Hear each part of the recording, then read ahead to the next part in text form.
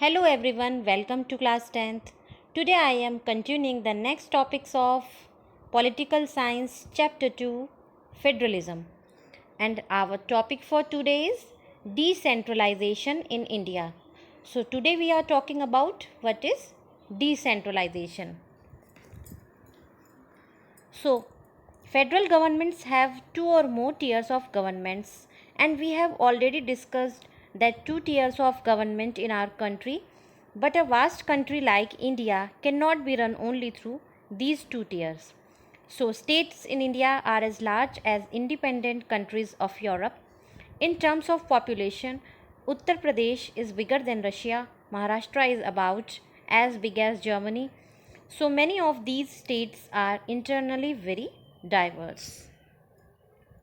सो हम जैसा कि पहले डिस्कस कर चुके हैं, फेडरल गवर्नमेंट्स के टू यानी दो या उससे ज़्यादा टीयर्स होते हैं, राइट। इंडिया एक वास्ट कंट्री है, ठीक है। इंडिया में टू टीयर्स गवर्नमेंट सिर्फ चलता है। तो यहाँ पर जो स्टेट्स हैं, इंडिपेंडेंट स्टेट्स हैं लाइक यूरोप, जैसे कि अगर हम पॉपुलेशन की टर्म्स से देखें तो उत्तर प्रदेश रशिया से ज़्यादा बड़ा है और महाराष्ट्र भी बिग है जर्मनी से ज़्यादा, अगर हम कंपैरिजन करते हैं। तो इनमें से ज़्यादातर जो स्टेट्स हैं वो डाइवर्स हैं, right. So federal power sharing in India needs another tier of government. इनमें कुछ एक और टीयर भी चाहिए होता है गवर्नमेंट का, ठीक है। सो हम उसी को आज डिस्कस कर रहे हैं। So what is decentralisation? When power is taken away from centre and state governments and given to local government, it is called decentralisation. It means that जब सेंट्रल गवर्नमेंट होती है और जो स्टेट गवर्नमेंट होती है उसकी जो पावर्स हैं जब लोकल गवर्नमेंट की तरफ जाती हैं यानी उसको दी जाती हैं, तो उस प्रोसेस को हम डिसेंट्रलाइजेशन बोलते हैं। सो इसके पीछे जो बेसिक आइडिया है डिसेंट्रलाइजेशन के पीछे वो ये है कि यहाँ पर जो हमारे पास जो प्रॉब्लम्स हो जाती हैं इकट्ठी, large number of problems, large number of issues, ठीक है, जो कि बहुत अच्छे तरीके से लोकल लेवल पर सेटल्ड हो जाते हैं, ठीक है। अब लोकल लेवल का अगर कोई इशू होगा तो ज़रूरी नहीं है कि उसे स्टेट लेवल देखे या फिर उसे सेंट्रल गवर्नमेंट देखे, तो सबको अपने अलग अलग उनको सरकार दी जाती है, ठीक है। So they also have better ideas on where to spend money and how to manage things more efficiently. तो उन्हें बेटर तरीके से पता होता है, ठीक है, कि हमें यहाँ पर किस चीज़ में पैसा लगाना है, कहाँ पर पैसा स्पेंड करना है, सिटीजन्स को किस चीज़ की ज़्यादा ज़रूरत है, कहाँ पर मनी को स्पेंड करना है, ठीक है। तो जब सेंट्रल गवर्नमेंट स्टेट गवर्नमेंट से पावर लोकल गवर्नमेंट को दी जाती है तो इस प्रोसेस को हम यहाँ पर डिसेंट्रलाइजेशन बोलते हैं। सो हम इस कंटेक्स्ट में क्या देखते हैं कि जो लोकल गवर्नमेंट होती है उसे अपने आप से क्या डिसीजंस लेने हैं, कहाँ पर उसे मनी को स्पेंड करना है, ठीक है, किस प्रोजेक्ट में लगाना है।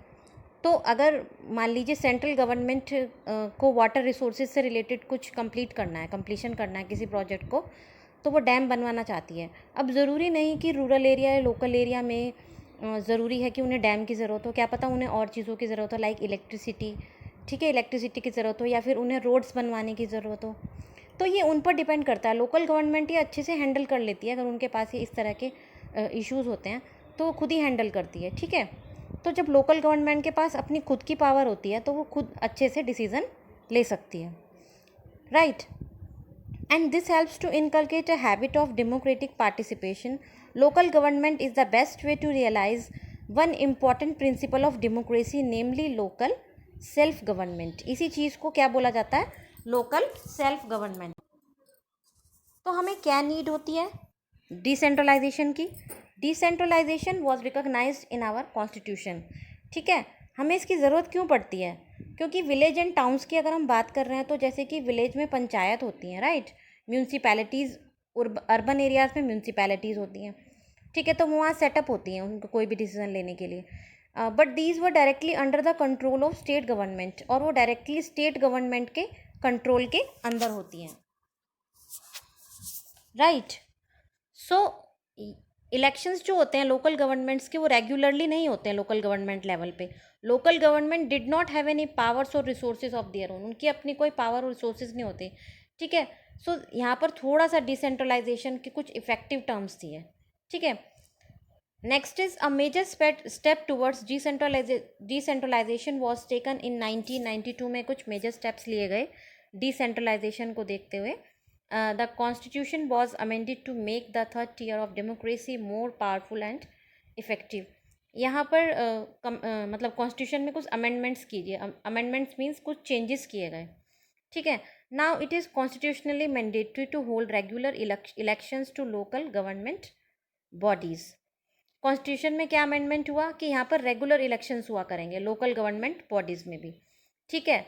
Next, seats are reserved in the elected bodies and executive heads of these institutions for the scheduled caste, scheduled tribes and other backward classes. यानी यहाँ पर सीट्स रिजर्व होंगी SC ST और अदर बैकवर्ड क्लासेस के लिए, ठीक है, ताकि उन्हें भी इक्वल रिप्रेजेंटेशन मिल सके।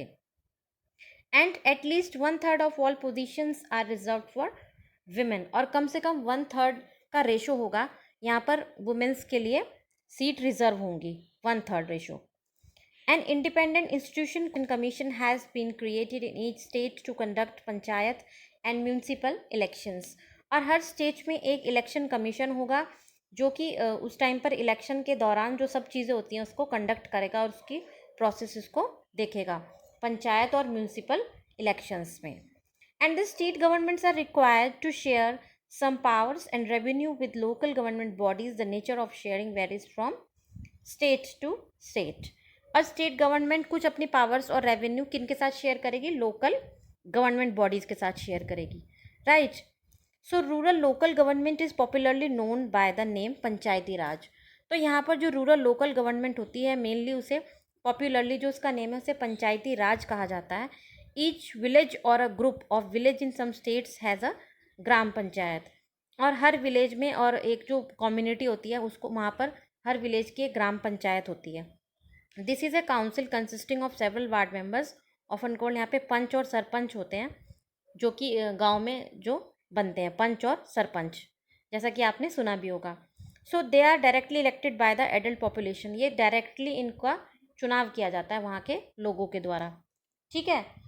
सो ये डिसीज़न मेकिंग में बहुत काम आते हैं। पूरे विलेज की जो एक मैनेजमेंट होता है उसको संभालने के लिए ये बहुत काम आते हैं यहाँ पर, ठीक है। पूरे विलेज की डिसीज़न मेकिंग है, किसी के लिए कोई निर्णय लेना है, किसी को कोई न्याय दिलाना है, तो उसमें ये काम आते हैं। और जो ये पंचायत वर्ड है इसमें किसके सुपरविजन में होते हैं, ग्राम सभा।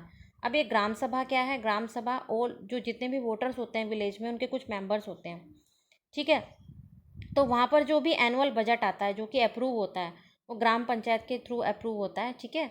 और यहाँ पर जो लोकल गवर्नमेंट का स्ट्रक्चर होता है वो डिस्ट्रिक्ट लेवल तक होता है। कैसे, जितनी भी ग्राम पंचायत होती हैं किसी भी उसकी, उनको जब ग्रुप टुगेदर यानी उन्हें इकट्ठे मिलाकर क्या कहा जाता है, पंचायत समिति, ब्लॉक या मंडल, उन्हें यही कहा जाता है, ठीक है। So the members of this representative body are elected by all the panchayat members in that area. यहाँ के जितने भी मेंबर्स होते हैं वो यहाँ पर पंचायत मेंबर्स जो इस एरिया के होते हैं उनके द्वारा चुने जाते हैं। तो और जितनी भी पंचायत समिति और मंडल होते हैं डिस्ट्रिक्ट के यहाँ पर वो एक जिला बनाते हैं, यानी जिला परिषद जिसे कि हम बोलते हैं। और जिला परिषद के most of the members elected होते हैं, ठीक है। और जो मेंबर्स होते हैं लोकसभा में और जो MLAs होते हैं वो डिस्ट्रिक्ट से होते हैं, और जितने अदर ऑफिशियल्स होते हैं वो भी इसके मेंबर्स होते हैं। सो जिला परिषद chairperson is the political head of the जिला परिषद। जिला परिषद का जो चेयरपर्सन होगा वो पॉलिटिकल हेड होता है जिला परिषद। इसी तरह से अगर लोकल गवर्नमेंट बॉडीज़ के कंटेक्स्ट में देखा जाए तो अर्बन एरियाज़ में भी म्यूनसिपैलिटीज़ होती हैं, ठीक है, टाउन्स में सेटअप होती हैं। जो कि बिग सिटीज़ होती हैं इन पे म्यूनसिपल कॉरपोरेशंस होते हैं। So both municipalities and municipalities corporations ये दोनों जो कंट्रोल्ड होते हैं, यहाँ पर जो इलेक्टेड बॉडीज़ होती है पीपल्स रिप्रेजेंटेटिव इन्हें कंट्रोल करते हैं। सो म्यूनसिपल चेयरपर्सन जो होता है वो पॉलिटिकल हेड होता है म्यूनसिपैलिटी का, ठीक है। किसी भी म्यूनसिपल कॉरपोरेशन में कोई ऑफिसर होता है जिसको कि उसको हम मेयर बोलते हैं, मेयर बोला जाता है उन्हें। सो हमने क्या देखा इस नई सिस्टम में जो लोकल गवर्नमेंट होती है, ठीक है, इसमें there are now about 36 lakh elected representatives in the panchayats and municipalities. यहाँ लगभग 36 लाख इलेक्टेड रिप्रेजेंटेटिव्स होते हैं पंचायत और म्यूनसिपैलिटीज़ में, पूरी ऑल ओवर द कंट्री का रेशो है ये। और this number is bigger than the population. ये नंबर हमारी पॉपुलेशन और अदर कंट्रीज़ की पॉपुलेशन से भी ज़्यादा माना जाता है इसे।